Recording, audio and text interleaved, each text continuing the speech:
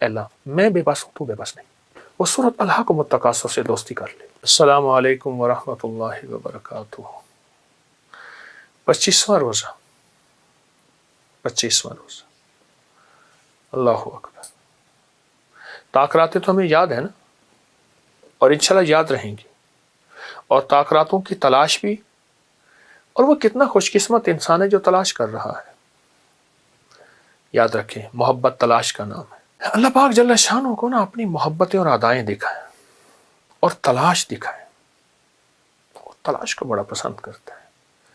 اس میرے رب نے یہ شب قدر چھپائی ہی اس لیے ہے کہ میرے عاشقوں کو تلاش ہو. عاشق تلاش کریں.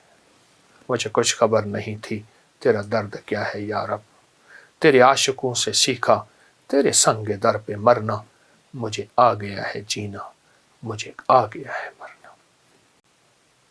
دنیا کی محبت بھی تلاش کا نام ہے. مغل بادشاہ جو ہے وہ انگوری باغ میں، یہاں لاہور کے انگوری باغ میں جا رہا تھا، تو اس نے بڑے خوبصورت ہاتھ میں ایسے کبوتر پکڑے ہوئے تھے، بہت قیمتی بہت قیمتی. تو جاتے جاتے اس نے ایک دلربا کو یہ کبوتر ایسے دے دی. اس نے کہا ذرا کبوتر تھامے، مجھے ابا حضور کی طرف سے بلاوا ہے. شہزادہ تھا، ولی عہد تھا. واپس آیا نا تو دیکھا تو ایک کبوتر نہیں ہے اور دوسرا کبوتر ہاتھ میں ہے. تو پوچھا وہ پہلا کبوتر کہاں گیا؟ اس نے اڑا کے کہا یوں اڑ گیا. بس وہ یاداب آ گئی اور ایک تاریخ تاج محل کی لکھی گئی. تلاش کریں تلاش. مجھے روز اس کے غم میں یوں ہی ساری رات کرنا، کہیں چپ کے رونا، کہیں دل سے بات کرنا. تلاش. اللہ کو تلاش پسند ہے. نہ مل سکا تو پتہ کیا ہوگا پھر؟ میں قیامت کے دن ایسے لوگ جائیں گے جنہوں نے حج نہیں کیا اور حاجیوں سے اگلی صف میں کھڑے ہوں گے. یا اللہ وہ کون ہے؟ اور میں ساری عمر حج کی طلب بھی کرتے رہے، اس کی کوشش بھی کرتے رہے، پیسہ جوڑتے رہے، طلب بھی کرتے رہے، کوشش بھی کرتے رہے، نہ کر سکے.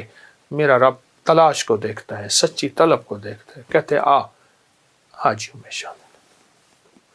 اللہ کو سچی طلب اور تلاش بڑی پسند ہے. گر پڑنا، پھر الجھ کے پھر اٹھ پڑنا. دنیا کے مشغلوں میں ہم باخدا رہے، سب کے ساتھ رہتے ہوئے سب سے جدا رہے.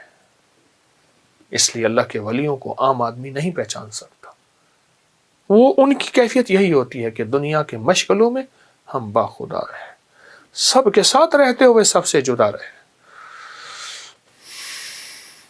تو اس رات میں، اس دن میں، ان لمحوں میں، ان ساتوں میں، ان گھڑیوں میں ہم نے تلاش بڑھانی ہے. تلاش بڑھانی.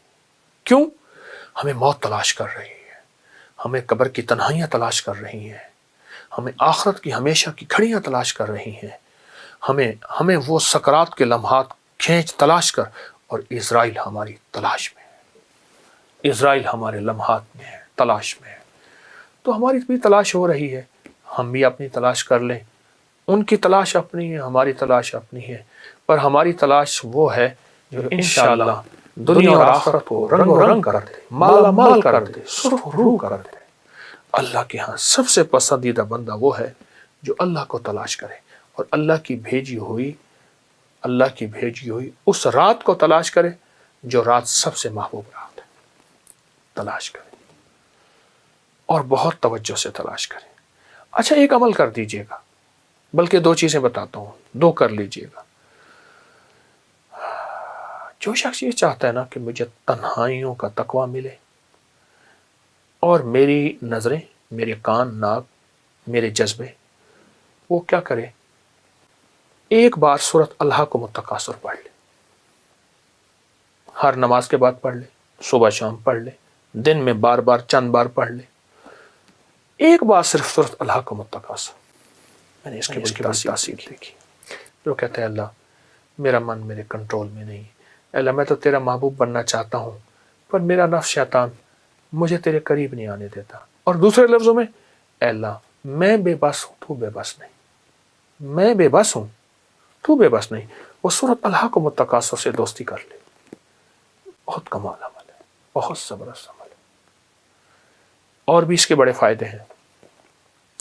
دوسری چیز یہ ہے، اس چیز پہ بھی آپ ضرور توجہ کیجیے گا. جب کوئی چیز ہضم نہ ہو رہی ہو نا، تو پیاز کے چمچ سے شہد کھائیں. پیاز کے چمچ سے، پیاز کے چھلکے اتارے، پیاز کی تہ اس کا بنائیں چمچ، اس کو تھوڑی تھوڑی شہد لگا کے کھائیں. کوئی بھی چیز جب ہضم نہ ہو رہی ہو، اور ساری ہاضمے کی گولیاں پھکیاں، الٹیاں ہوں، فلاں ہوں، موشن ہوں، فلاں ہوں، پیاز کے چمچ سے شہد 2-3 چھلکے کھا لیں، تھوڑی سی شہد لگا کے کھا لیں، وقفے سے آپ اپنی صحت کو دیکھیں گے، کمال صحت ہوگی. پیاز ہر جگہ میسر ہے.